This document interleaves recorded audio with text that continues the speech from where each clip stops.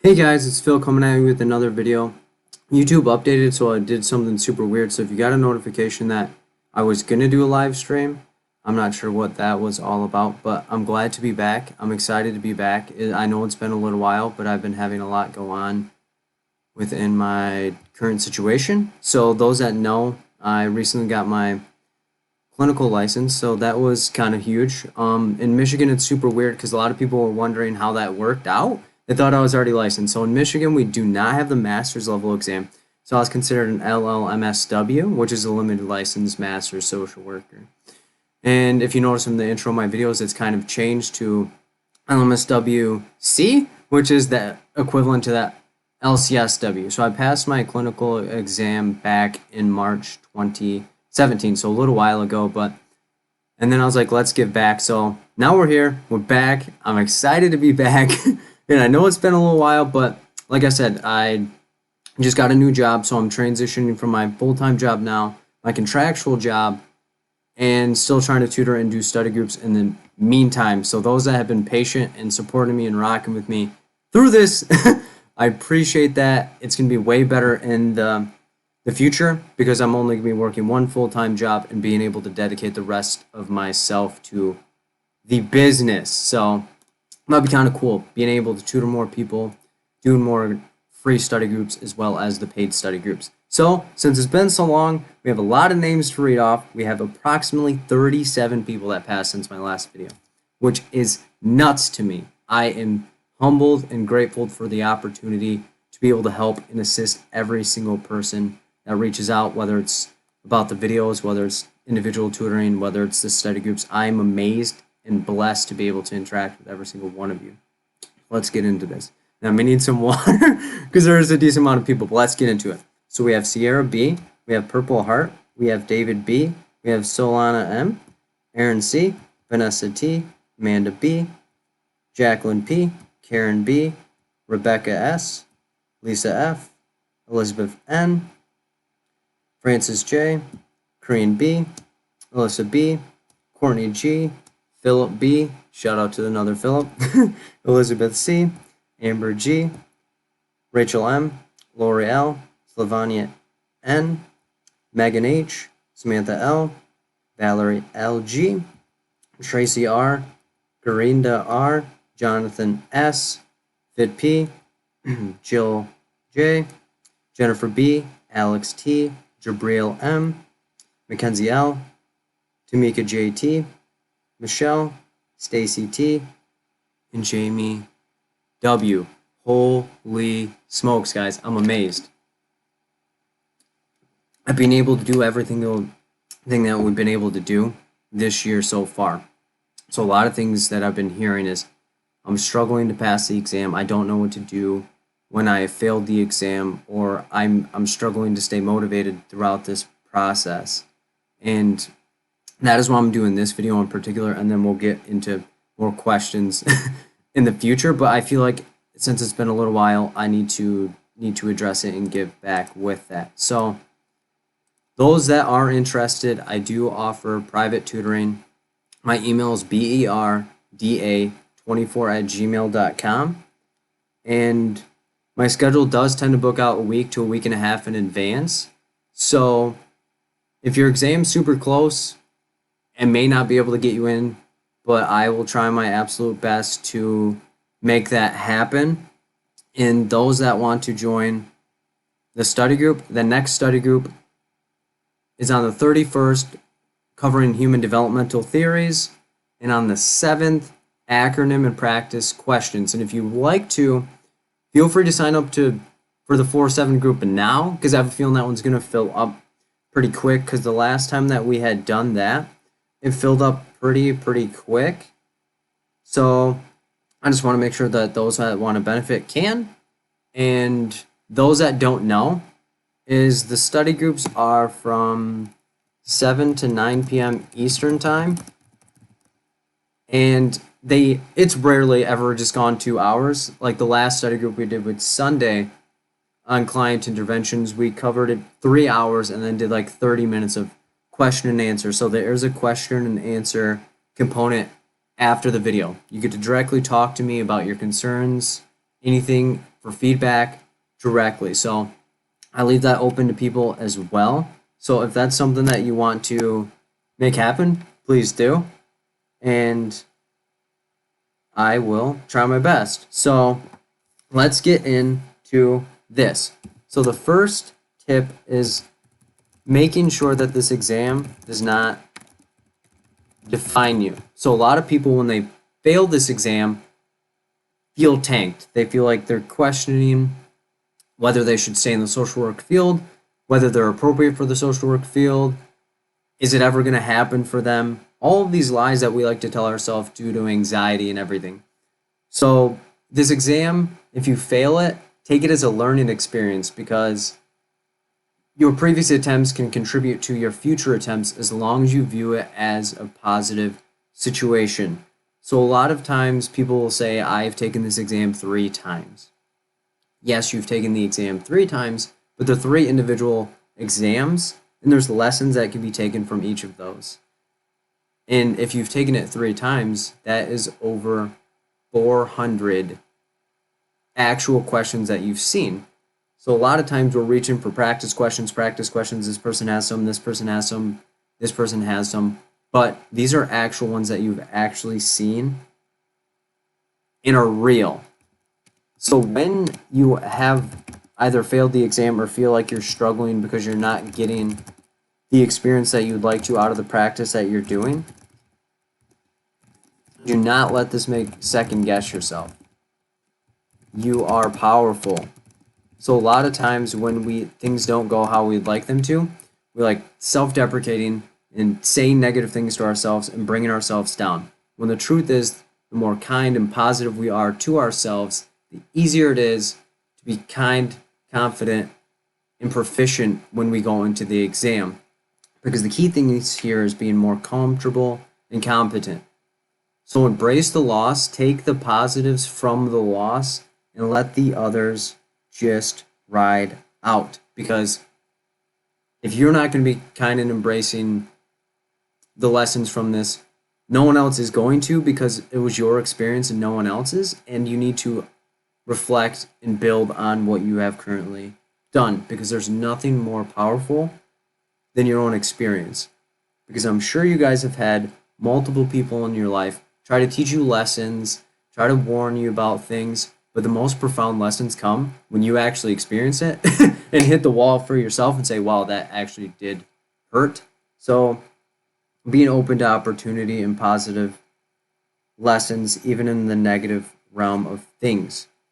The second one is to know that you are not alone. So a lot of times when people either fail this exam or they're getting questions wrong and seeing people around them get them correct, you're not alone.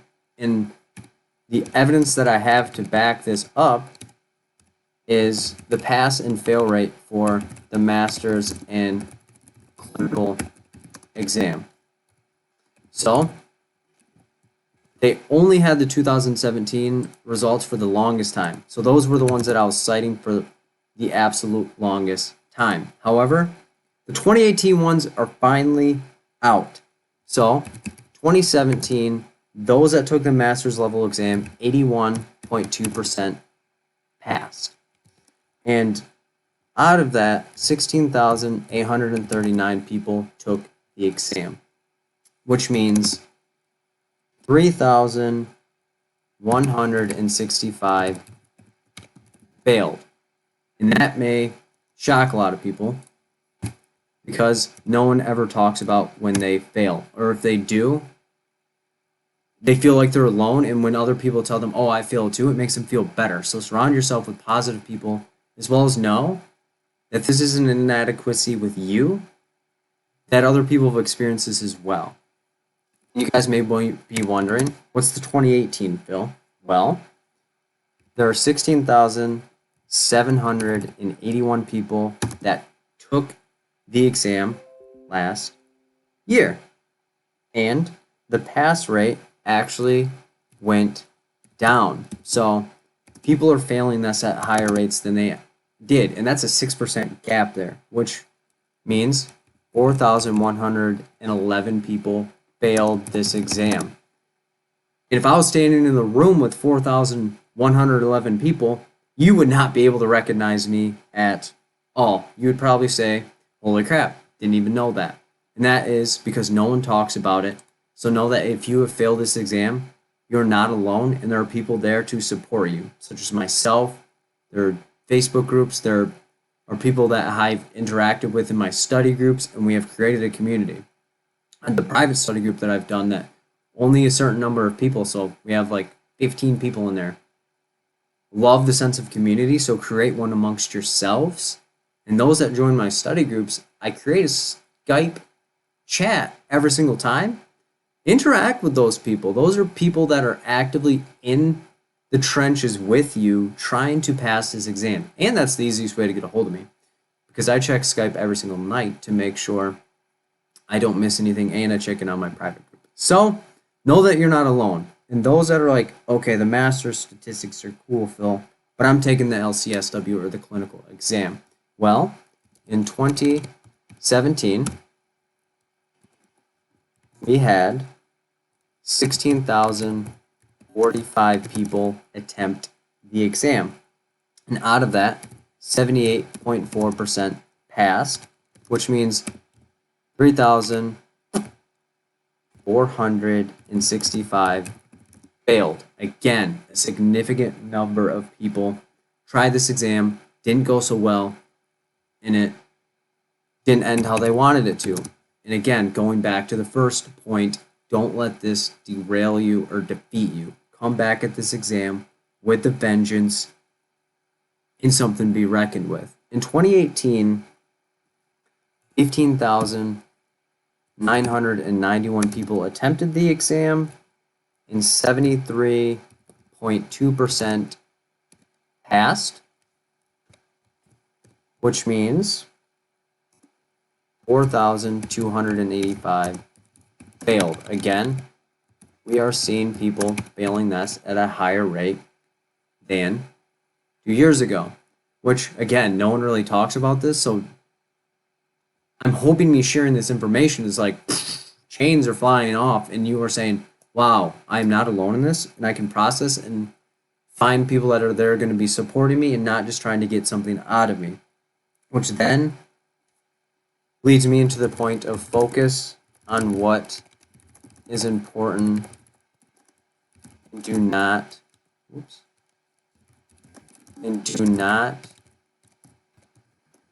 get too carried away. And what do I mean by this? You can drown in material. You can drown in influence. I've interacted with people that said, Phil, I was using your videos, attending your study groups. I had other programs as well. I was talking to my friend. They said this helped them pass as well. So they gave me those materials. And then I sat down and I didn't know where to start. I was getting told 3, 4, 5 different ways to remember things. I don't know what to do. And my biggest advice is find what works for you. This exam isn't about finding one particular catch-all way of passing this exam. So my style is not the end-all be-all. Someone else's style is not the end-all be-all. Someone trying to give you or sell you a book isn't going to be the end-all be-all. Find what works for you, hone in on it, and cut out the other pieces, meaning people, materials, activities, etc. So do not drown yourself off the boat, meaning everyone's in this together. We're all on a ship, and some people are just actively jumping off and drowning themselves in material and influence and not embracing who they are, where they are, and what they can contribute to this based on a past experience. Let those past experiences be what they are and embrace what is and where you would like to go. I tell people all the time, I'm not immune to this. I have failed multiple things in my life. Those that have been rocking with me for a long time know that my life experience is not the easiest route or the easiest thing to go about. And I'm not just talking out of a book or anything that is going on. Where there's resistance is beauty, and where there is beauty becomes growth. So embrace your process, own your skills, stay motivated, stay pumped up, and get where you are trying to go, and don't let a past attempt, a past experience, a comment from somebody, pressure from other people prevent you and feel like you are drowning in anxiety and self-doubt, because you are powerful, you can handle this, and you can do this every step of the way. And it's up to you to do it for you. And the fourth one is always going to be embrace the experience and make every second count. And what do I mean by this? Because during this process, it's super easy to get carried away with everything. Whether that's listening to too many videos, whether that's listening to too many questions, whether that's answering too many questions, and we're often trying to, quote unquote, get the questions right. I always push people not to get the questions right, to get the lesson and the experience out of the questions. I would rather have somebody that's working with me or watching my videos or practicing on their own get 100 questions wrong in a row, but take the experience and the lessons from those 100 questions and propel them further, so that way when they walk into the exam, they aren't losing either experience or opportunity. They're embracing it and saying, yes, I know I'll be getting questions wrong, and I anticipate that, and I need to, because if I don't get questions wrong, I will not pass this exam. So letting this go for it, hit it head on. So embrace every moment. And we often, as humans and people, especially social workers, like fast action. We want to assess, stabilize, and destroy. Destroy meaning getting the person further where they need to go. But if you don't embrace every moment, you could lose it. And I was just talking to somebody last night, and they're like, Phil, how are you so confident? How are you addressing and doing things that you suggest people to do? And I said, if I don't do it now, I may never get the experience or the opportunity to do something. And I would rather leave everything on the table than leave something out and never be able to experience or tell somebody something that they needed to hear, I needed to say, or they needed to say to me about something that we've been through.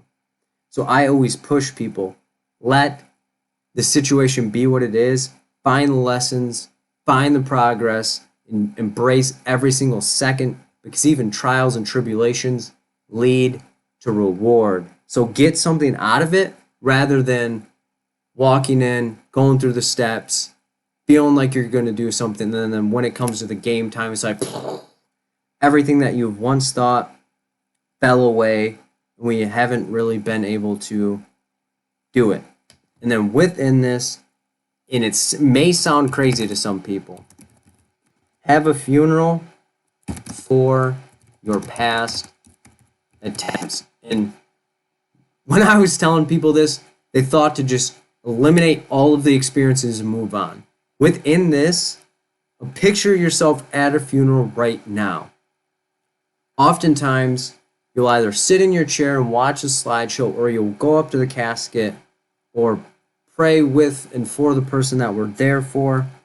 But we go up there, we take the positives and reflect on the positive experiences that we've had in there, and we let go any of the negative that we've had with that person. Same thing with this exam. We have to embrace the positive lessons. And the majority of people that take this exam have gotten more right on their exam than they've gotten wrong, but they reflect on the ones they've gotten wrong and forget about the ones that they've gotten right, because they are intelligent and they are talented beyond the belief of their own minds. So they need to embrace their past attempts, shed off the negative, kill off the negative, embrace the positive, and let it propel you into the next attempt or the future. And an example that I will give is the BP oil spill. How many people remember that close to like 10 years ago? A lot of people were outraged by this. They're like, screw BP, I'm never buying it. We're going to boycott them. We're going to have them run out of business. How many of y'all filled up with BP this morning? How many? Probably a decent amount. Because why? We forgot the negative, embraced the positive, and let it propel us further. because they are driving and taking us more miles than we think. So do the same with your exam. Embrace it, love it, live it, and know that even in negatives, positives are in the mix. And then the fifth, there is no certainty